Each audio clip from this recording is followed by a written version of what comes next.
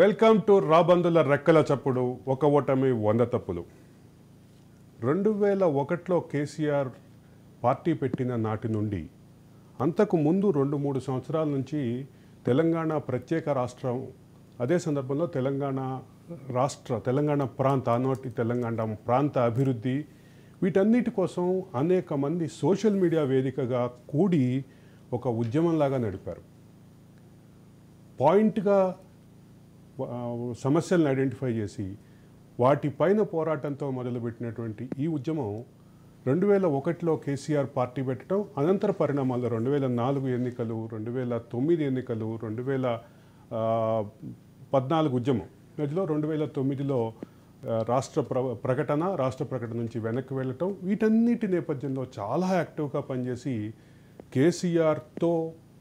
కేసీఆర్ కంటే ఒక అడుగు ముందుగా వేసి పనిచేసినటువంటి సామాజిక మాధ్యమాల కేంద్రంగా నడిచిన ఉద్యమాన్ని కేసీఆర్ ఆ తర్వాత సానుకూలంగా మార్చుకున్నారు.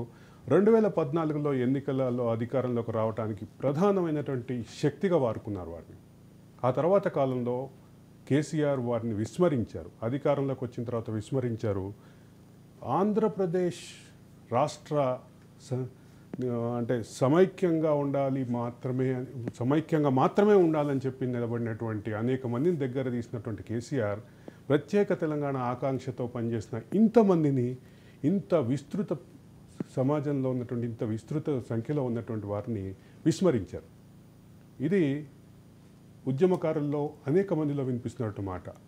తెలంగాణ ఆన్లైన్ ఆన్ రోడ్, ఈ 2 ఉద్యమాలు జరిపినటువంటి ఈ సమూహానికి సంబంధించినటువంటి ఒక ప్రధానమైనటువంటి శక్తిగా పనిచేసినటువంటి వీరితోటి ఈరోజు మాట్లాడే క్రమంలో మనం కేసీఆర్ చేసినటువంటి తప్పుదేదో విశ్లేషిద్దాం. మనతో పాటు ఉన్నారు కరుణాకర్ దేశాయ్ గారు, తెలంగాణ ఉద్యమకారులందరికీ అంటే విస్తృత పరిచయాలు ఉన్నటువంటి వ్యక్తి. కరుణాకర్ దేశాయ్ గారు తెలంగాణ ఆన్లైన్ ఆన్ రోడ్ సంఘం వ్యవస్థాపకులు. వెల్కమ్ కరుణాకర్ గారు. నమస్తే. అట్లాగే తెలంగాణ సోషల్ మీడియా ఫోరం నుంచి రఘు గంగిశెట్టి ఉన్నారు. వెల్కమ్ రఘు. నమస్కారం. యా రఘు, ఒక్కసారి మీ దగ్గరికి వచ్చే ముందు కరుణాకర్ గారితో మాట్లాడి వస్తాను. కరుణాకర్ గారు, 2019 తెలంగాణ రాష్ట్ర 2009 తెలంగాణ రాష్ట్ర ఏర్పాటు ఉద్యమం ఒక మలుపుగా చూద్దాం. కానీ 2001 కంటే ముందు 1999 నుంచే మీరు ఆర్కుట్ ద్వారా ఉద్యమం ప్రారంభించారు, యాహూ మెసెంజర్ ద్వారా గ్రూపుల ద్వారా ఉద్యమం ప్రారంభించారు. అప్పటికి ఫేస్బుక్ కూడా లేదు, అప్పటికి ట్విట్టర్ లేదు, గూగుల్ గ్రూప్స్ కూడా అప్పుడే కొత్తగా వస్తుంది. కానీ యాహూ మెసెంజర్లో నాకున్నంత వరకు మీ యాహూ మెసెంజర్ గ్రూప్లో 25,000 మంది ఉండేవాళ్ళు. ఆర్కుట్ గ్రూప్లో 25,000 మంది. అంటే 2000 బిఫోర్ 1919లో తెలంగాణ డెవలప్మెంట్ ఫోరం యుఎస్ వాళ్ళు, తెలంగాణ డెవలప్మెంట్ ఫోరం టీడీఎఫ్ అనేది యుఎస్ఏ నుండి ఆన్లైన్లో యాహూ గ్రూప్ నడిపించింది. నేను ఎన్నుకోకుండా, ఎందుకంటే నేను 1919లో నాకు కంప్యూటర్ హార్డ్వేర్ షాప్ ఉంది కాబట్టి అట్లా నేను ఈ కంప్యూటర్ దానికి అట్రాక్ట్ అయ్యి తెలంగాణ ఉద్యమంలో వారి వల్ల నాకు స్ఫూర్తి వచ్చిన తర్వాత ఈ ఫేస్బుక్ ఆర్కుట్లు అనేది 2005లో స్టార్ట్ అయినాయి. అవి ఆర్కుట్ అవి వాటి జన్మనే 2005లో. 2006లో మేము ఎంటర్ అయిపోయినాం ఆర్కుట్లో. అప్పుడు 2008కి వచ్చే వరకు 25,000 తెలంగాణ యాక్టివిస్టులు ఉన్నారు మొత్తం ప్రపంచవ్యాప్తంగా. ఓకే, దీంట్లో ప్రధానమైనటువంటి భాగం సాఫ్ట్వేర్ ఉద్యోగులు. ఎందుకంటే అప్పుడు ఓన్లీ డెస్క్టాప్లు ఆండ్రాయిడ్ లేదు, అసలు స్మార్ట్ ఫోన్ లేదు, మన ల్యాప్టాప్లు కూడా చాలా తక్కువ, ఎక్కువ డెస్క్టాప్లు. దాంట్లో ఎవరు ఉంటుండే? ఐటీ ఎంప్లాయీస్, జర్నలిస్టులు, ఎవరైతే కంప్యూటర్ మీద ఉన్నారో ఆ టైం వాళ్ళైనా కూడా 25,000 మంది మన మొత్తం ప్రపంచవ్యాప్తంగా ఆస్ట్రేలియా, న్యూజిలాండ్, గల్ఫ్, యుఎస్ఏ, మళ్ళీ పోతే ఇంగ్లాండ్, ఈ గ్రూపులన్నీ కూడా కలిసి పనిచేసినాం. అంటే తెలంగాణ ఉద్యమం 2001లో టీఆర్ఎస్ పార్టీ ప్రారంభం, అంతకు ముందు ఉన్నటువంటి మీలాంటి భావసారూప్యత కలిగినటువంటి వ్యక్తుల సమూహం, అది ఆ తర్వాత కాలంలో ఆర్కుట్ 2005లో ఆర్కుట్ ఫేస్బుక్ ఒక రూపం ఇప్పుడు తీసుకున్న వచ్చింది తర్వాత కానీ ఫేస్బుక్ అప్పుడు ఏం లేకుండే. Facebook ఫేస్బుక్ 2006 అప్పుడు 2009లో ఆర్కుట్ పోయింది, Facebook ఫేస్బుక్ 2009లో ఫేమస్. యాహూ మెసెంజర్ గ్రూపుల ఆధారంగా గ్రూపులకి వేదికగా, అట్లాగే ఆర్కుట్ వేదికగా, గూగుల్ మెసెంజర్, గూగుల్ మెయిల్స్ గ్రూపులు పెట్టుకొని వీటన్నిటితోటి మీరు చేసినటువంటి ఉద్యమం ఆ రోజుల్లో ప్రధానమైన డిమాండ్ తెలంగాణలో ఉన్న సమస్యలను ఐడెంటిఫై చేయటం, పనిచేయటం. అది 2001 తర్వాత మరొక రూపం తీసుకుందని మాట్లాడుకోవాల్సిందే. మనం తప్పక ఖచ్చితంగా దానికి ఒక రాజకీయ రూపం అయితే వచ్చింది. ఒక్కసారి రఘు దగ్గరికి వెళ్దాం. రఘు, మీ వ్యక్తిగతమైనటువంటి అనుభవం ఏంటి? మీరు ఈ రకమైనటువంటి ఆన్లైన్ ఉద్యమాలకి ఏ రకమైనటువంటి పాత్ర పోషించారు మొదట్లో? నాకు తెలిసి మీరు అప్పట్లో మీరు కూడా ఎన్ఆర్ఐగా ఉండేవారు. అన్నా అప్పట్లో మీరు కూడా ఎన్ఆర్ఐగా ఉండేవారు నాకు గుర్తున్నంత వరకు. అవును, నేను ఎన్ఆర్ఐ కంటే ముందు నాది ఎంసీఏ 1998 లో కాకతీయ యూనివర్సిటీలో అయిపోయింది. ఓకే. ఎంసీఏ అయిపోయిన తర్వాత అప్పుడు యాహూ గ్రూప్ ద్వారా కరుణాకర్ దేశాయ్ అని చెప్పినట్టు Yahoo group Telangana development forum అనేది యుఎస్ నుంచి మొదలు పెట్టారు. అప్పుడు నేను కూడా అందులో మెంబర్ గా, కరుణాకర్ అన్నాడు, నేనున్న మెంబర్ గా. అప్పటి నుండే కరుణాకర్ అన్నకు నా ప్రయాణం ఆన్లైన్ లో ప్రయాణం మొదలైంది. కానీ అన్న నేను ఫేస్ టు ఫేస్ తెలియదు, ఓన్లీ యాహూ ద్వారానే. అట్లా యాహూలో తెలంగాణ డెవలప్మెంట్ ఫోరం ఎంటర్ అయిన తర్వాత అప్పుడు మా తెలంగాణ మీద ఉన్న మా అభిప్రాయాలు ఒకరికొకరు షేర్ చేసుకున్న యాహూ మెయిల్ ద్వారా. అప్పటికి ఆర్కుట్ రాలేదు, ఇంకా ఆర్కుట్ రాలేదు, యాహూ ద్వారా ఇలా మొదలైన మా ప్రయాణం ఆర్కుట్కి వచ్చే వరకు చాలా ఉవ్వెత్తున ఎగిసిపడింది అన్నట్టు ఈ తెలంగాణ భావజాలం అనేది ఎగిసిపడ్డది. తర్వాత నేను 2010లో యూరప్ వెళ్ళిన, 2006లో చెన్నైలో జాబ్ చేసినప్పుడు జాబ్ చేసుకుంటూ అప్పుడు ఆర్కుట్ మొదలుపెట్టి ఆర్కుట్లో నా భావజాలాన్ని వ్యక్తం చేస్తూ, తెలంగాణ పట్ల ఉన్న భావజాలను వ్యక్తం చేస్తూ, మేనైనా కరుణాకర్ అయినా అప్పుడు మేము భావజాలను వ్యక్తం చేస్తూ ఓరికోరం తెలంగాణ గురించి మేము డిస్కస్ చేసుకునేది. అక్కడ నుండి చాలా మంది కవులు, కళాకారులు కానీ, తెలంగాణ ఉద్యమకారులు కానీ, యుఎస్ నుండి కానీ, వేరే ఇతర దేశాల నుండి వాళ్ళ భావజాలం పుస్తకం రూపంలో కూడా వాళ్ళు ఏంటంటే స్కాన్ చేసి పేపర్లు పెట్టేది. అప్పుడు అట్లుండే, ఇంత ఫెసిలిటీ లేదు కదా సోషల్ మీడియా, అంటే టెక్నాలజీ లేదు, ఇటువంటి యాప్స్ లేవు కూడా. టెక్నాలజీ అనేది ఇంత డెవలప్ కాలేదు. Only Yahoo. ఆ దశలో మీ ప్రయాణం రఘు ఆ దశలో మీ ప్రయాణం ప్రధానంగా తెలంగాణలో ఉన్న చిన్న చిన్న సమస్యల్ని ఐడెంటిఫై చేయటం, గ్రామాల్లో రక్షిత మంచినీటి పథకాలు ఏర్పాటు చేయటం, ఫ్లోరోసిస్ బాధితులకి సహాయం చేయటం, ఇంతవరకే నాకు తెలిసినంతవరకు అయితే ఇంతవరకే జరిగింది. ఏమ రైట్? అవును, రైట్. కానీ తెలంగాణ ఉద్యమ రూపంలో మారే క్రమంలో ఈ తెలంగాణ ప్రత్యేక రాష్ట్ర ఉద్యమం ఊపందుకునే క్రమంలో మీరు ప్రధానమైనటువంటి స్రవంతిలోకి వచ్చారు. దీనికి ఉన్నటువంటి చరిత్ర ఏంటి? తెలంగాణ రాష్ట్రం 2009లో మలిదశ ఉద్యమం మొదలైనప్పుడు కూడా మేము అప్పుడు ఫేస్బుక్ మాకు అందుబాటులో ఉంది.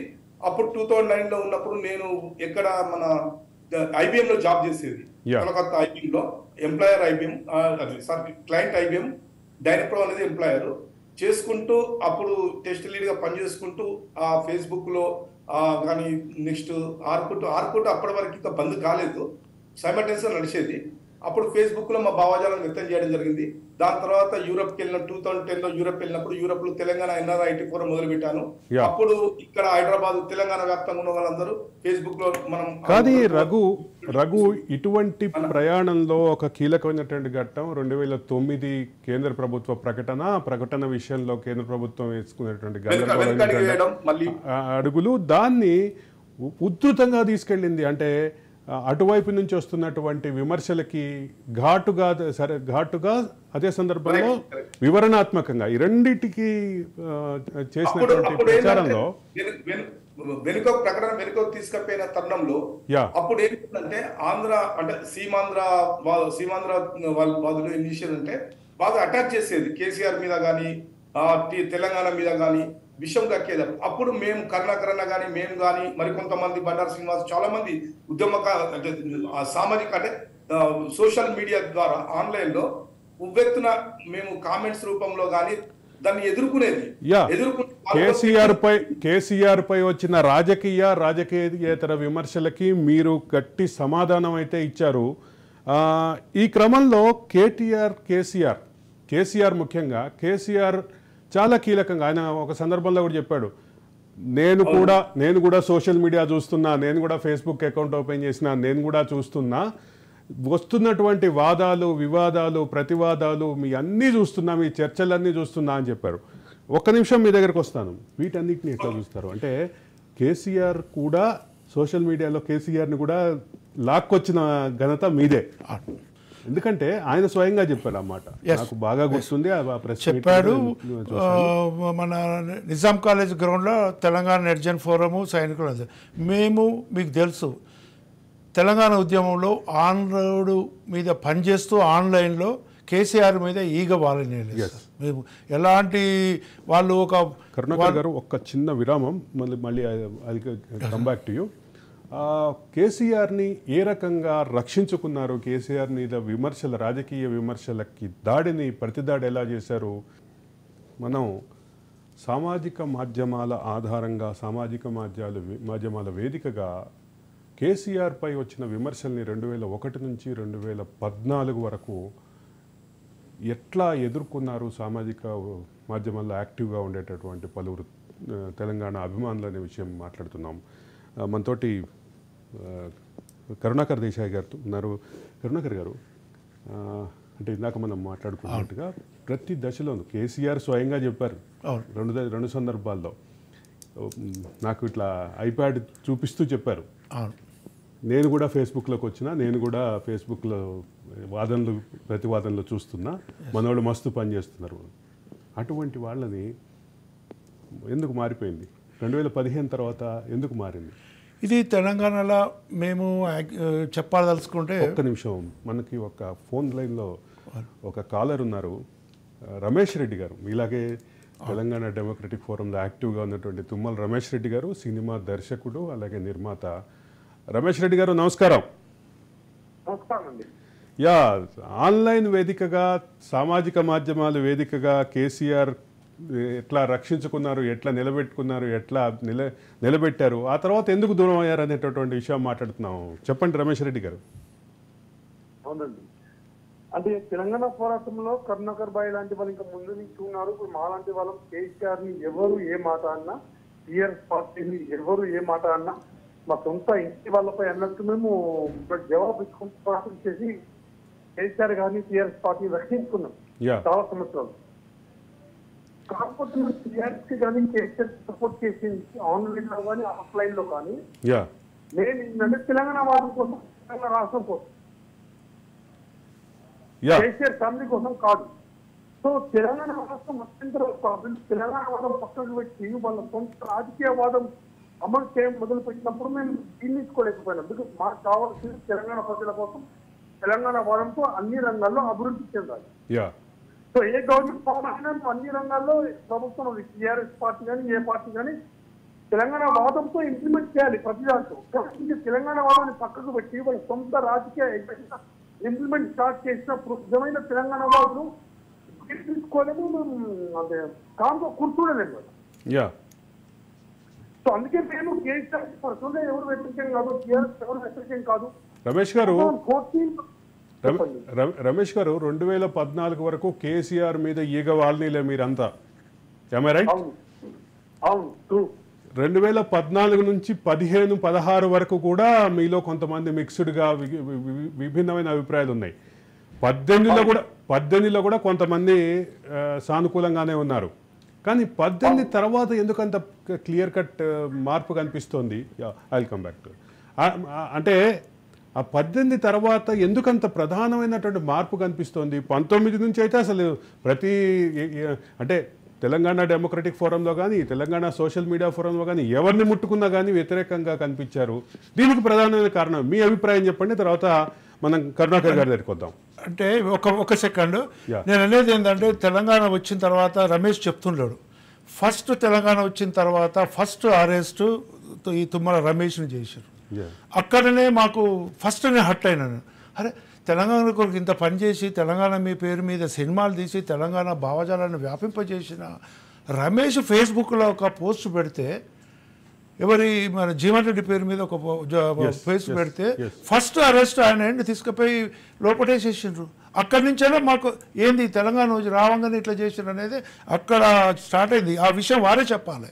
రమేష్ గారు అవునండి. అంటే యాక్చువల్ ఇప్పుడు స్టార్టింగ్ 2014 వరకు ఎంత హామీస్ గా ఫైట్ చేసామో అదే మేము గ్రూప్ లో ఉన్నాము. 2014 గవర్నమెంట్ ఫామ్ అయిన తర్వాత కూడా తెలంగాణ వాళ్ళు అమలు పరచాలన్నది నా కోరిక, ఆశ.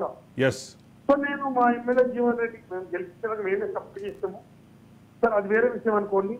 2014లోనే 1-2 రంగాల్లో వాళ్ళు అంటే ప్రో ఆంధ్రకు సపోర్ట్ చేసినట్టు కనబడే సినిమా ఇండస్ట్రీకి ప్రో ఆంధ్ర నుండి ప్రో తెలంగాణ కనిపించకపోయేసరికి నేను ఆన్లైన్ లో తెలంగాణ ప్రభుత్వం ఎంత పోరాటం చేస్తామో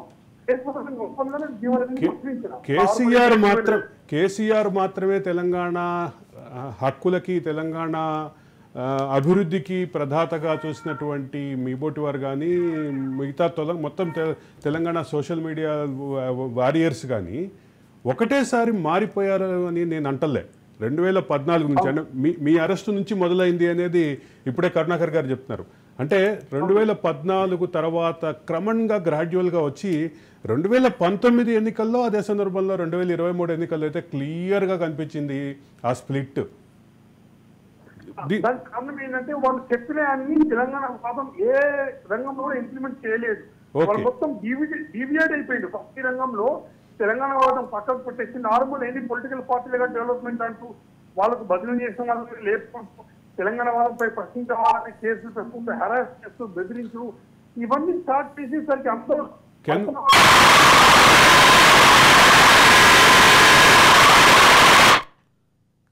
రమేష్ గారు ఒక మాట కరుణాకర్ గారు, అంటే తెలంగాణ స్పిరిట్కి పూర్తిగా దూరం అయిన క్రమంలోనే ఈ సోషల్ మీడియా వారియర్స్ అందరూ దూరం అయ్యారు అనుకోవాలా, లేదా అంటే వాళ్ళు కొంత వేరే టీంని హైర్ చేసుకోవటం మూలంగా మీతోటి పని లేదని వాళ్ళు వదిలేశారు అనుకోవాలి? ఏం లేదు సార్, దీంట్లో ఒక విషయం చెప్పాల్సిన అవసరం. తెలంగాణ ఉద్యమంలో మేము ఎప్పుడు కూడా టీఆర్ఎస్ కంట్రోల్ కప్పుకోలేదు. కానీ వాలంటరీగా మా సొంత డబ్బులతోనే తెలంగాణ ఎమ్మెల్యే అభ్యర్థులను మన పర్కాల కావచ్చు, నాగర్ కర్నూలు కావచ్చు, ఈ అన్ని కాన్స్టిట్యున్సీలో వాలంటరీగా తెలంగాణ మా ఆన్లైన్ రోడ్ ఉద్యమకారులు పోయి చేసిన తర్వాత తెలంగాణ వచ్చిన తర్వాత ఫస్ట్ మాకు ఎవరితో అంటే హరీష్ రావుతో మాకు సంబంధాలు లేకుండే, కేటీఆర్తో ఒక్కనాడు కూడా మాకు లేకుండే. తెలంగాణ వచ్చిన తర్వాత నేను ఏమి చేసినామంటే ఒక ఐడియా అని మొత్తం ప్రపంచవ్యాప్తంగా ఆన్ రోడ్లో పనిచేసిన వాళ్ళున్నది ఒక ఇంటరాక్షన్ లెక్క కేసీఆర్తోని ఒక మీటింగ్ ఏర్పాటు చేయమని చెప్పి హరీష్ రావు దగ్గర పోతే హరీష్ అన్నాడు వెరీ గుడ్, బాగుంటుంది, నేను కూడా సహకరిస్తా. రాజశేఖర రెడ్డి అనేది కేసీఆర్ దగ్గర ఉన్నాడు, పోయి మీరు గెలవాలంటే మేము అప్పటి వరకు కూడా ఒకసారి, ఎందుకంటే అంత కష్టపడ్డాం. ప్రభుత్వ అధికారుల్ని, ప్రభుత్వ విభాగాల్ని, ముఖ్యమంత్రి కార్యాలయాన్ని కలవని మీరు మొదటిసారి అనుకున్నప్పుడు ఏమైందంటే కొంతమంది అప్పటి వరకే తెలంగాణ ఉద్యమంలో లేని వారు కేసీఆర్ తెలంగాణ తిట్టిన వారు అప్పటికే దగ్గరైపోయిన తర్వాత సరే పేరు చెప్పకూడదు, నేను అన్నాక ఇట్లా ఉన్నది అంటే తెలంగాణ వచ్చింది అయిపోయింది ఇప్పుడు ఏం అవసరమా అన్నారు. అనగానే కొంచెం హట్ అయినా నేనేమో ఇంత చేసి ఇంత అనుకుంటే కనీసం ఇప్పుడే పక్కకు పెట్టిర్రు, ఏదో మొత్తానికైతే ఇది ఉంది చూద్దామని కొన్ని చూసినాం. అప్పటి వరకు ఏమైందంటే ఒకరొకరు ఎవరైతే తెలంగాణను ఉద్యమకారులను కొట్టినరో తిట్టినరో వాళ్ళ ప్రాముఖ్యత పెరిగిన తర్వాత ఇక మాకు అర్థమైపోయింది. ఇక అప్పుడే మేము 2015 నుంచి వెళ్ళి వీళ్ళకి వ్యతిరేకంగా ఆ తర్వాత కేటీఆర్ ఆధ్వర్యంలో ఒక డిజిటల్ మీడియా టీం ఏర్పాటు అవ్వటం, దాన్ని కేటీఆర్ స్వయంగా పర్యవేక్షించటం, కేటీఆర్కి ఆప్తులు దానికి ఇన్ఛార్జీలుగా ఉండటం, ఇటువంటి ఏమన్నా ప్రభావం చూపిందండి? అంటే స్టార్టింగ్లో నేను 2014లో వాళ్ళకేమీ లేదు, మేమే మన ఆన్లైన్ టీము ఆన్రోడ్ టీం మేము 14 తర్వాత వీళ్ళకు సోషల్ మీడియాలోది బలం లేకుండే. మెల్లగా ఏం చేశారు? రమేష్ రెడ్డి గారు మళ్ళీ కాల్ కనెక్ట్ అయింది. రమేష్ రెడ్డి గారు, మీరు డిస్కషన్ చూస్తూ ఉండుంటారు. మొదట హరీష్ తోటి సన్నిహిత సంబంధాలు ఉండేవి సోషల్ మీడియా వారియర్స్ అందరికీ అంటున్నారు. అదే సందర్భంలో ఆ తర్వాత క్రమంలో కేసీఆర్ దగ్గరికి వెళ్ళడానికి ఒక ఇబ్బంది కూడా వచ్చిందని చెప్తున్నారు. తర్వాత కేటీఆర్ది ఒక టీము, డిజిటల్ మీడియా టీం ఏదైతే ఏర్పాటైందో ఆ డిజిటల్ మీడియా టీం, కేటీఆర్ ఆధ్వర్యంలో ఉన్నటువంటి డిజిటల్ మీడియా టీం అంటే మిమ్మల్ని పార్టీకి, ప్రభుత్వానికి, అంటే పార్టీకి కాదు ముఖ్యంగా ప్రభుత్వానికి, తెలంగాణ ఉద్యమానికి డిటాచ్ చేయడానికి ప్రయత్నం చేసిందా అనేది నా ప్రశ్న. అవునండి, అంటే యాక్చువల్ ఒరిజినల్ తెలంగాణ వాదులు పక్కకు పెట్టేసింది. ఎందుకంటే వాళ్ళు తెలంగాణ వాదులు ఇంప్లిమెంట్ చేయట్లేదు కాబట్టి, ఎవరైతే హానెస్ట్ తెలంగాణ కోసం పోరాడిందో వాళ్ళు డెఫినెట్ గా ప్రశ్నిస్తారు కాబట్టి వాళ్ళని కావాలని సైట్ చేసేసి అర్థమైపోయింది. సరే మేము ఎప్పుడు 13 రాసి బెనిఫిట్స్ ఏం కోరుకోలేదు, బట్ ప్రతి రంగంలో తెలంగాణ వాదం అమలు పరచాలి. మాది ఒకటే కండిషన్, ఎవరైనా మినిస్టర్ కండి ఎవరైనా ఎమ్మెల్యే కండి నాకు సంబంధం లేదు. బట్ తెలంగాణ వాదం ప్రతి రంగంలో అభివృద్ధి చెందాలి, తెలంగాణ బిడ్డలు ప్రతి రంగంలో ముందుకు పోవాలని మా ఆకాంక్ష ఉంది. బట్ అది పక్కకు పెట్టేసి వాళ్ళు ఎవరైతే బిజినెస్ చేస్తారో, ఎవరైతే వాళ్ళకి చెప్పినట్టు వింటారో, ఆ రాజకీయవాదంతో వాళ్ళని వాళ్ళ సింపగిరి చేసేవాళ్ళని వాళ్ళని బ్రాంచ్ ద్వారా కాలముక్త అనే వాళ్ళని దగ్గర తీసి ఎవరైతే ప్రశ్నించే గొంతుకొని ఉంటారో వాళ్ళని పక్కకు పెట్టేసి ఫర్ ఎగ్జాంపుల్ మీకు ఇస్తాను వినండి. ఇప్పుడు కేసీఆర్ గారు చిన్న ఎగ్జాంపుల్ ఇస్తా, చిన్న విషయమే. కేసీఆర్ గారు ఎప్పుడు వచ్చారు మన అంశం నుంచి? కేసీఆర్ గారు అమెరికా రాష్ట్రం ఉంటే నేను 2004-5 నా తల్లి తెలంగాణ సినిమా తీశాను నేను. అంటే మన ప్రస్తుతం నాకు 4 years స్కూల్ మేట్ కేసీఆర్ గారు. ఎప్పుడు కూడా కేసీఆర్ అమెరికా నుంచి రాకముందే కేసీఆర్ 2-3 times కలిసిన వాళ్ళం మేము. అటువంటిది సినిమా ఇండస్ట్రీకి సంబంధించిన పవన్ కళ్యాణ్ నాకు బెస్ట్ ఫ్రెండ్ అని కేసీఆర్ చెప్పుకుంటాడు. నీ స్కూల్ మేట్ తెలంగాణ కోసం 3 సినిమాలు తీసిన వాడిని కనీసం నువ్వు స్కూల్ మేట్ అని చెప్పుకోలేవు. కేసీఆర్ నిజంగా తెలంగాణ బిడ్డ అని నేను అడుగుతున్నా. నేను వాట్ వే లైక్ దట్? అరే మీరు అంటే నీ స్కూల్ మేట్ తెలంగాణ 3 సినిమాలు తీసినవాడు ఒరిజినల్ తెలంగాణ బిడ్డ, నీ ఫ్రెండ్ కాదు, నీ స్కూల్ మేట్ కాదు. ఒక్కసారి కూడా చెప్తా. రమేష్ రెడ్డి గారు, దానికి గతంలో మీరు ఒక ఎపిసోడ్ లో నాకు గెస్ట్ గా వచ్చినప్పుడు ఒక మాట చెప్పారు.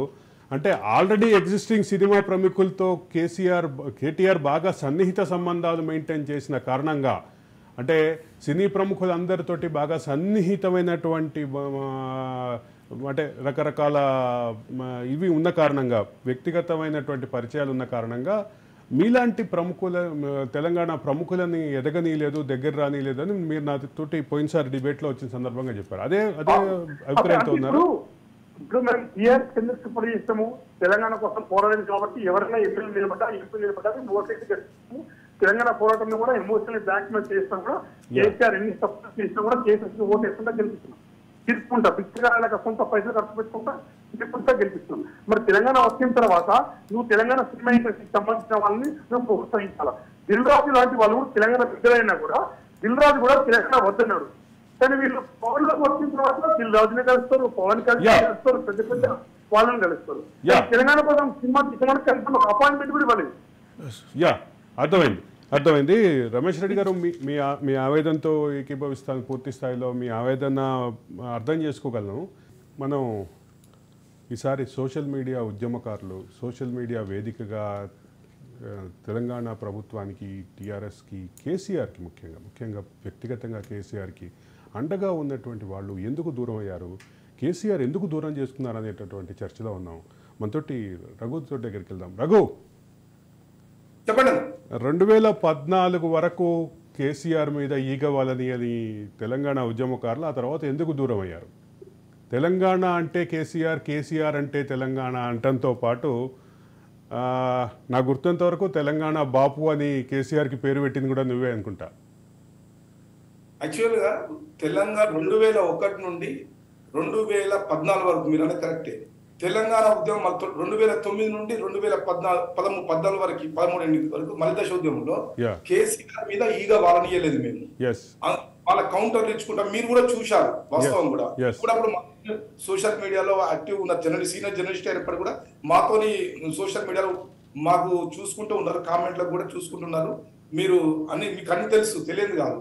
అయితే ఏంటంటే తెలంగాణ ప్రభుత్వం ఏర్పడ్డాక మేము నీతి నిజాయితీ స్వార్థం లేకుండా సొంత డబ్బులతో కొట్లాడిన మమ్మలను దూరం పెట్టి ఒక సోషల్ మీడియా వింగు ఏర్పాటు చేసుకొని అందులో తెలంగాణ ఉద్యమానికి సంబంధం లేని వ్యక్తులను చేర్చుకొని వాళ్ళకు ఫస్ట్ ప్రయారిటీ ఇస్తూ వాళ్ళు చేస్తూ మమ్మల్ని అనేది మేము ఒక అపాయింట్మెంట్ అడుగుతూ కూడా మాకు అపాయింట్మెంట్ కూడా దిక్కు లేకుండా చేసిన అపాయింట్మెంట్ కూడా ఇవ్వాలి కనీసం. అంతేందుకన్నా మొన్న రీసెంట్ గా లాస్ట్ ఇయర్ డైరీ ఆవిష్కరణ కానీ మంత్రి పిఏకు ఫోన్ చేస్తే ఫోన్ లిఫ్ట్ ఇయ్యలే, మెసేజ్ పెడితే రిప్లై ఇయ్యలే. ఫేస్ టు ఫేస్ రోషయ్య గారు చనిపోయినప్పుడు కలిసిండు. అతను కలిసినప్పుడు మాట్లాడాడు, బాగున్నారా అని మాట్లాడాడు, తెలంగాణ చోట అన్ని మాట్లాడాడు. కనీసం అట్లా మాట్లాడిన వ్యక్తి నా మెసేజ్ రిప్లై ఇయ్యలే, ఫోన్ చేస్తే నా మెసేజ్ రిప్లై ఫోన్ చేస్తే లిఫ్ట్ ఇయ్యలే.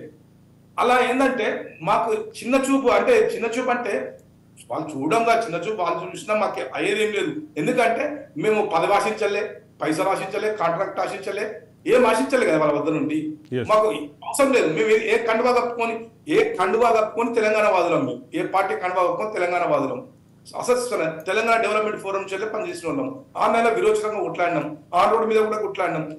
కోదండ రామేంబడి కూడా 3-4 సంవత్సరాలు కరుణాకర్ అన్న పిలుపు మేరకు మేము ఒక 30 మంది నుంచి 40 మంది మేము సోషల్ మీడియా వేదిక ద్వారా పోయి కోదండ రామేంబడి తిరిగినాం. ఊరూరా తెలంగాణ వ్యాప్తంగా ఊరూరా తిరిగినాం. మన తెలంగాణ ఏర్పడడం కూడా వాస్తవంగా.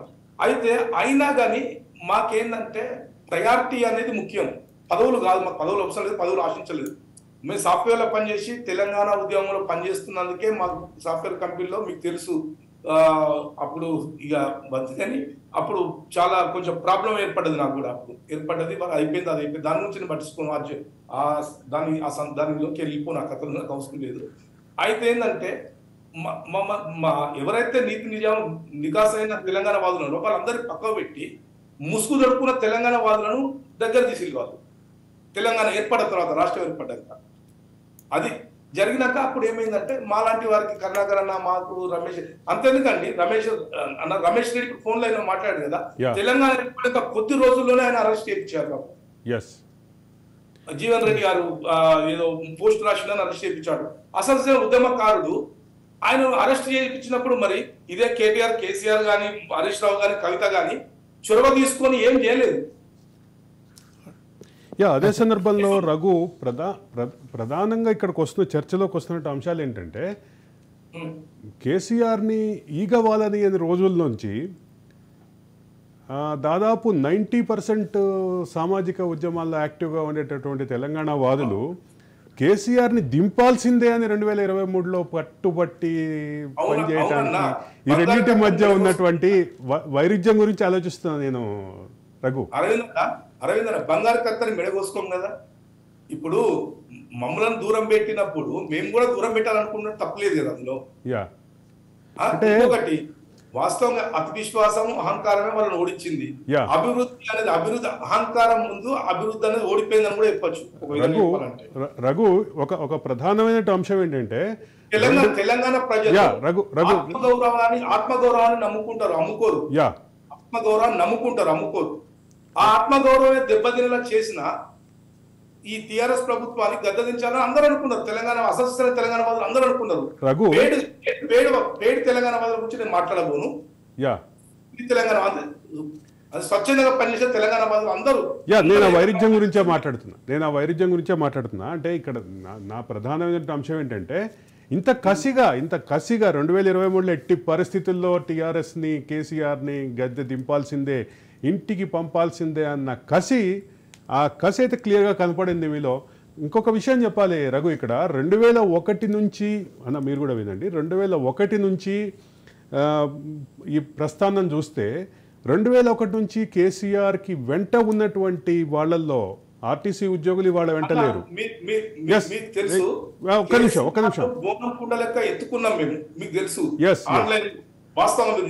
నేను అదే చెప్పబోతున్నా. తెలంగాణ బాపు అనే పేరు కూడా నేనే దాన్ని తెలంగాణ బాపుగా, కేసీఆర్ తెలంగాణ బాపు అనే ఒక వర్డ్ యూజ్ చేసిన. మంత్రి సీదే ఒక్క కూడా చెప్పిన, మంత్రి సీదే ఒక్క దాన్ని ఉపయోగించుకున్నది తెలంగాణ బాపుదో, కేసీఆర్ తెలంగాణ బాపుదో అని పెట్టుకున్నదాన్ని. ఆ విషయం మీకు కూడా తెలుసు, మీరు నాతో మాట్లాడింది అప్పుడు. వాడు నువ్వే కదా రఘు యూజ్ చేసింది ఫస్ట్ అని చెప్పి మీరు అన్నారు ఏది సోషల్ మీడియాలో. రఘు ఇక్కడ ఒక ప్రధానమైన అంశం విస్మరిస్తే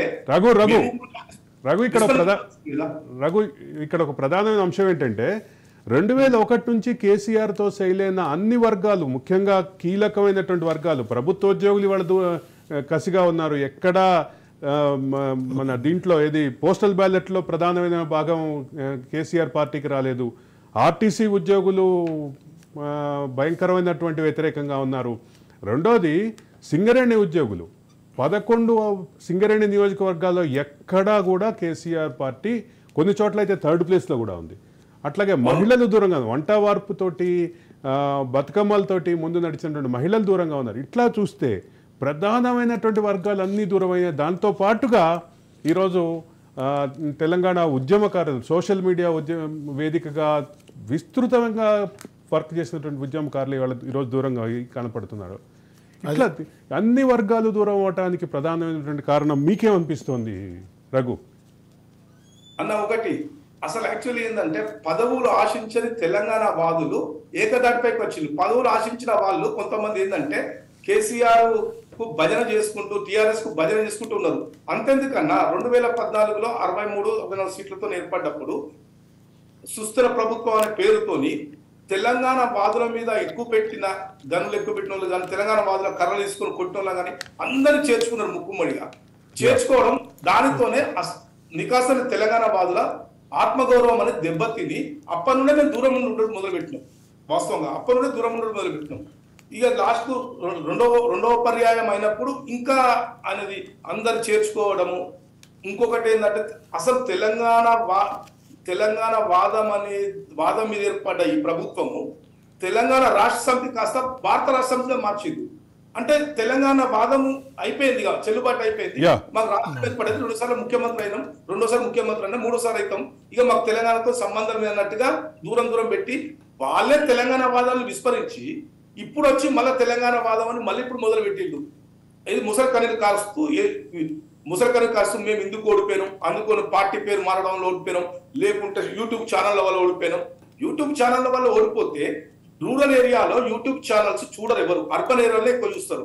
కానీ కాంగ్రెస్ రూరల్ ఏరియాలో ఎక్కువ గెలిచింది సీట్లు. గ్రేటర్ హైదరాబాద్ లో బీఆర్ఎస్ ఎక్కువ గెలిచింది. యూట్యూబ్ ఛానల్స్ చూసేది నగరవాసులు ఎక్కువ చూస్తారు. అలాంటి అప్పుడు యూట్యూబ్ ఛానల్ వాళ్ళు ఎట్లా ఓడిపోతారు? మీరు గ్రేటర్ హైదరాబాద్ లో కూడా ఓడిపోవాలి కదా. మరి గ్రేటర్ హైదరాబాద్ కూడా ఒక్క సీట్ కూడా కాంగ్రెస్ గెలవలేకపోయింది. అవునా కదా? Yeah, I will come back to you Raghu. చెప్పండి. 32 యూట్యూబ్ ఛానళ్ళది ఒకటి అయితే మధ్య వివాదం లేచింది. 32 యూట్యూబ్ ఛానళ్ళు ఉంటే మేము గెలిచేటోళ్ళమని కేటీఆర్ స్వయంగా వ్యాఖ్యానించారు. అది వ్యంగ్యంగా మాట్లాడాడు. ఆయనకు తెలుసు ఎందుకు ఓడిపోయినామో అనేది పూర్తిగా తెలుసు. వాళ్ళ దాంట్లో ఇంటర్నల్గా కూడా ఈ ఓడిపోవడానికి కారణము కేటీఆర్ఏ మీరే అనేది కూడా చర్చ జరిగింది, కూడా బయటకు వచ్చి. ఇవన్నీ ఏం లేదండి. ఒకటేమనుకున్నారంటే తెలంగాణ ప్రజలు ఎప్పుడైనా కూడా నిజాం నవాబుల కానించి కూడా అహంకారాన్ని అస్సలు సహించరు, డిక్టేటర్షిప్ను సహించరు. వీరి అహంకారం ఎక్కడికి పోయిందంటే మొత్తము తెలంగాణలో మా కుటుంబమే పాలన చేస్తుంది, నేనే పాలన చేస్తున్నా, నేనే అనేది ఎప్పుడైతే వచ్చిందో తెలంగాణ ప్రజలు ఇంకోసారి అధికారంలోకి వస్తే మాత్రం. అదే సందర్భంలో సోషల్ మీడియా ఇన్ఫ్లుయెన్సర్స్ ఎవరైతే ఉంటారో సోషల్ మీడియా ఇన్ఫ్లుయెన్సర్స్ని కొంతమందిని సానుకూలంగా మార్చుకోవటం ద్వారా తాము అధికారంలోకి రావటం, అధికారాన్ని నిలబెట్టుకోవటం సులభం అని టీఆర్ఎస్ భావించిందా? అంటే 2018 ఎలక్షన్ల వరకు వచ్చే వరకు తెలంగాణ సోషల్ మీడియా టీమును బాగా ఏర్పరచుకున్నారు. తెలంగాణ సోషల్ మీడియాకే ఒక వింగును తయారు చేసుకున్నారు. వింగును తయారు చేసుకొని తెలంగాణ ఎవరైతే సోషల్ మీడియాలో యాక్టివ్గా ఉండేవాళ్ళు, ఇంతో అంతో తెలంగాణ ఉద్యమంలో కొంచెం పేరు ప్రతిష్టలు ఉన్నవాళ్ళు, తెలంగాణ ఫేస్బుక్లో కొంచెము పాపులర్ ఉన్న వాళ్ళను లోపరుచుకున్నారంటే ఎవరైనా కూడా కొంతమంది మంత్లీ ఇంత ఇన్కమ్ లాగా, మంత్లీ ఇంత సాలరీ లాగా కొంత వింగును తయారు చేసుకొని వాళ్ళకి ఏం లేదు, వాళ్ళకు కంటెంప్ట్ రాసి వాళ్ళు ఇన్బాక్స్లో పెడతారు, వాళ్ళు దాన్ని ప్రచారం చేస్తారు. ఎవరైనా అటాక్ చేస్తే వాళ్ళను దూషించుకుంటూ బూతులు మాట్లాడుకుంటూ వేరే వాళ్ళు ఫేక్ ఐడీలతో వచ్చేసి కొంచెం మీలాంటి వాళ్ళు మాలాంటి వాళ్ళు ఉండేతుంటే కామెంట్ పెట్టినప్పుడు అబ్బా ఎందుకు ఈ చికాకని సోషల్ మీడియా వదిలిపెట్టిపోవాలని అదొక ఎత్తుగడ.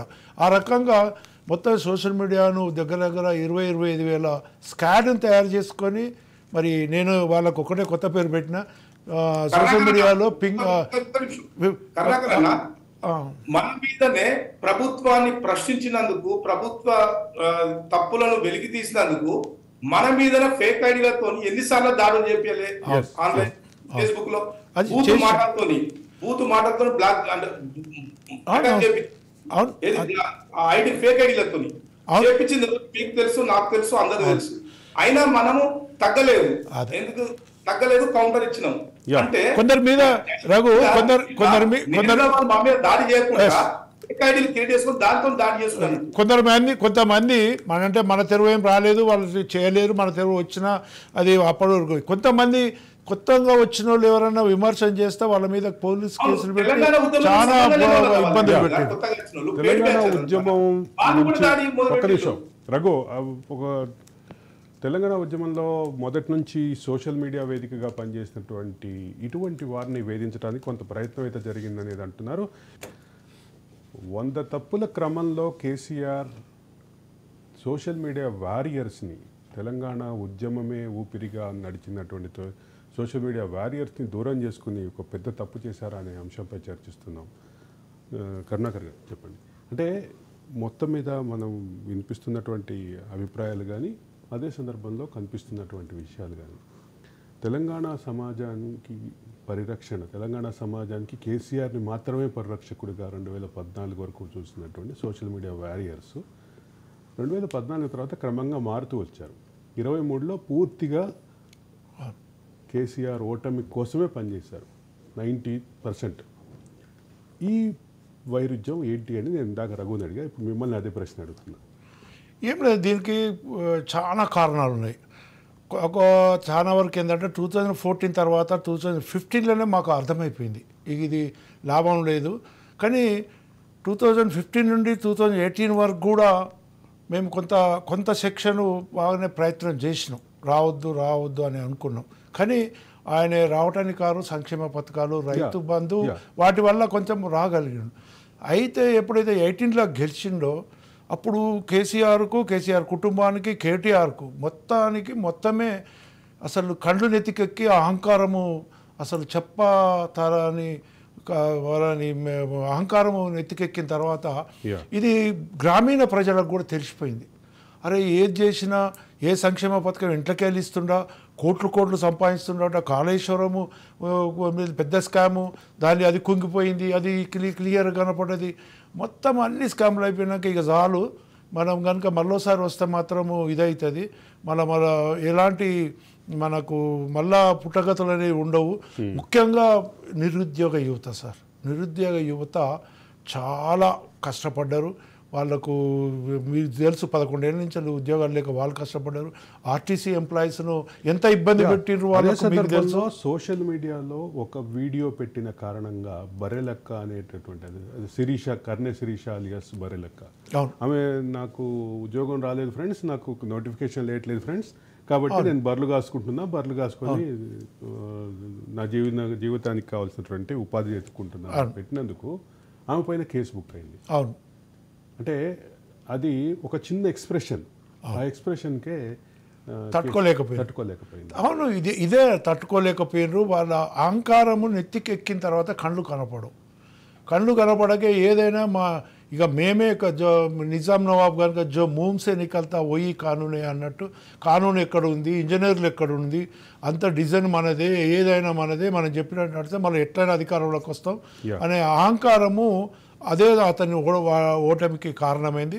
ముఖ్యంగా ఈసారి పౌర సమాజం, పౌర సంఘాలు మొత్తము 2 సంవత్సరాల నుంచి పని కట్టుకుని తెలంగాణ వ్యాప్తంగా పౌర సమాజం, పౌర సంఘాలు ఉన్నటువంటి భావాన్ని వాళ్ళు మనుషుల్లో సమాజంలో తిరిగి చెప్తే దాన్ని మీరు సోషల్ మీడియా వేదికగా ప్రచారం చేసినాం. మేము తెలంగాణ సమాఖ్య పేరు మీద 40 సంఘాలను ఏకం చేసి మేము కూడా చేసినాం. తర్వాత నేను పీపుల్ జాయింట్ యాక్షన్ కమిటీ మన హరగోపాల్ సారు ఆధ్వర్యంలో నడుస్తారు, నేను దానికి కో-కన్వీనర్.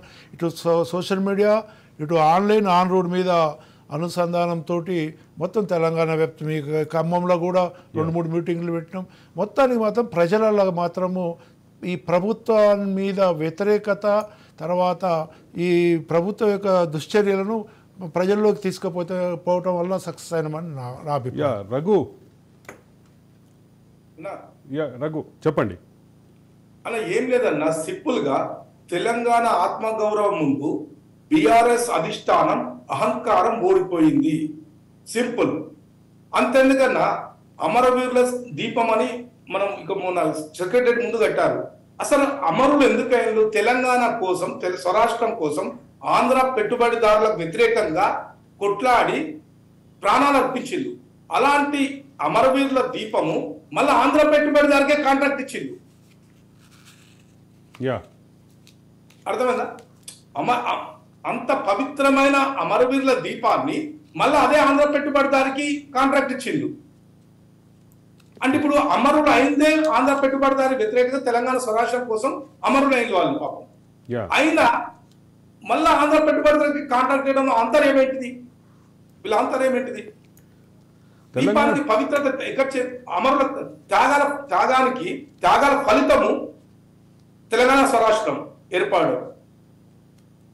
వాళ్ళ తెలంగాణ అమరవీరుల ఆత్మను ఘోషించవన్న ఆ ఆత్మ ఘోషనే ఈ పార్టీ ఓటమికి కారణం కూడా అయింది.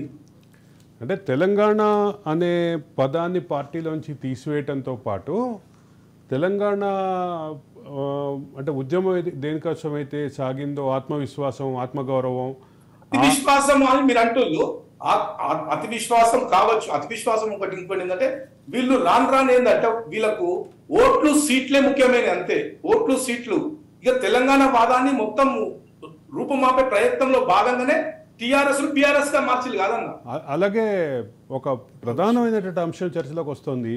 మేము అభివృద్ధి సంక్షేమ కార్యక్రమాలు అందరికంటే అన్ని రాష్ట్రాల కంటే బాగా ఎక్కువగా చేశాము, సంక్షేమంలో తెలంగాణని నెంబర్ వన్ గా నిలబెట్టామని అంటున్నారు. అది ఎందుకు పనిచేయలేదు అనేది వాళ్ళకి అర్థం కావట్లేదు. ఏ పార్టీ అధికారంలో ఉన్నా అభివృద్ధి చేస్తూనే ఉంటది, ఎంతో కొంత చేసుకుంటూ పోతూనే ఉంటది. అంతెందుకన్నా నిజాం నిరంకుశ రాజన్ అన్న నోటుతోనే నిజాం కూడా అభివృద్ధి చేసిండు. ఉస్మానియా హాస్పిటల్ కట్టించిండు, ఉస్మానియా యూనివర్సిటీ కట్టిండు, చిన్నపిల్లలకు హాస్పిటల్ కట్టించిండు, ఎన్నో అభివృద్ధి పనులు చేసిండు. 100 సంవత్సరాలు రవి అస్తమించిన బ్రిటిష్ సామ్రాజ్యం, ఆంగ్లేయులు 100 సంవత్సరాలు పరిపాలించిన ఆంగ్లేయులు నిరంకుశంగా పరిపాలించినప్పటికీ కూడా రైల్వే వ్యవస్థ వాళ్ళే, తనతపర వ్యవస్థ వాళ్ళే వేసిండు. ఇప్పుడు వాటితో అభివృద్ధి జరగలేదా మనకు ఇండియాలో, దేశంలో? అలా అంటే ఇప్పుడు రైల్వే వ్యవస్థ ఎంత ముఖ్యం, ఇప్పుడు తనతపర వ్యవస్థ ఎంత ముఖ్యమైంది, అది ఆంగ్లేయులే కదా చేసింది. మరి ఆంగ్లేయులు అయినా ఎలగొట్టామనేదా? అది అభివృద్ధి, ఇంత కొంత అభివృద్ధి. పరిపాలనలో ఏ పార్టీ అధికారంలో ఉన్నా, అధికారంలో ఏ పార్టీ ఉన్నా అభివృద్ధి చేయడం అనేది కంపల్సరీ. అభివృద్ధి చేయకుండా ఏ పార్టీ ఉండదు. దానికి మేము చేస్తాం అభివృద్ధి. మేము చేస్తామంటే ఇప్పుడు నెక్స్ట్ చంద్రబాబు చేయలేదా, రాజశేఖర రెడ్డి చేయలేదా, అప్పుడు రోషయ్య చేయలేదా, కిరణ్ కుమార్ రెడ్డి చేయలేదా, ఇప్పుడు రేవంత్ రెడ్డి చేయడా? ఎవరు అభివృద్ధి అనేది ఆగదన్నా. ఒక్కసారి అధికారంలో ఏ పార్టీ అధికారంలో వచ్చా అభివృద్ధి అనేది ఆపితే మళ్ళీ ఎన్నికల పోయే ముందు. కానీ రఘు, ప్రధానంగా టిఆర్ఎస్ క్లెయిమ్ చేసుకుంది ఏంటంటే సంక్షేమంలో భారతదేశంలో నెంబర్ 1 స్థాయిలో నిలబెట్టాం అన్నది. భారతదేశంలో నెంబర్ 1 పొజిషన్లో సంక్షేమంలో మేము నిలబెట్టడానికి మేమే కారణం. కేసీఆర్ మాటల్లో చెప్పాలంటే, కేటీఆర్ మాటల్లో చెప్పాలంటే వాళ్ళ చెమట చుక్కల ఫలితంగా చూడమంటున్నారు. దాన్ని ఎందుకు తెలంగాణ ప్రజలు చూడలేదు? తెలంగాణ ప్రజలు ఏమనుకున్నారంటే, మీ ఇంట్లోకెళ్ళి ఇస్తలేరు కదా మాకు, మా సొమ్ము మాకే ఇస్తుండ్రు. ఆ ఉద్దేశం వాళ్ళ మైండ్ లో నాటకపోయింది. ఎన్ని పథకాలు పెట్టినా అన్న, పథకం పెడితే మాత్రం ఓటు పడాలని రూల్ ఏమున్నదన్న. తమిళనాడులో చూశారు కదా, తమిళనాడులో ఒకప్పుడు జయలలిత కరోనప్పుడు ఈయన కలెక్టివ్ ఇస్తే ఆమె ల్యాప్టాప్ ఇచ్చింది. ఇచ్చినాగానే ఆల్టర్నేటివ్ గవర్నమెంట్ వచ్చింది, మీకు తెలుసు కదా. అంటే ప్రజలు అనేది చాలా విజ్ఞతో కూడుకున్న వాళ్ళు, విఘ్నతో 2001 నుండి తెలంగాణ సమాజంలో ఇప్పుడు కాదన్నా, ఇప్పుడు రన్నింగ్ అవుట్ ఆఫ్ టైం. దేశాన్ని జాదేది మేమే, మా తెలంగాణ రాష్ట్రమే జాతుంది దేశానికి మేమే ఎక్కువ. 2001 నుండి తెలంగాణ సమాజంలో కేసీఆర్ వెంట నడిచిన ప్రతి వర్గం దూరం వస్తుందా? దూరం అవుతున్న క్రమంలో కేసీఆర్ పై ఈగ వాళ్ళని అనే తెలంగాణ సమాజంలోని సోషల్ మీడియా వేదికగా పనిచేసిన తెలంగాణ ఉద్యమకారులు ఎందుకు దూరం అయ్యారు? ఇది చర్చ. తెలంగాణ సోషల్ మీడియా ఉద్యమకారుల ఆత్మగౌరవం దెబ్బతిందా? తెలంగాణ సోషల్ మీడియా ఉద్యమకారులు దూరం అయ్యే క్రమంలో కేసీఆర్ అధికారానికి దూరం అయ్యారా?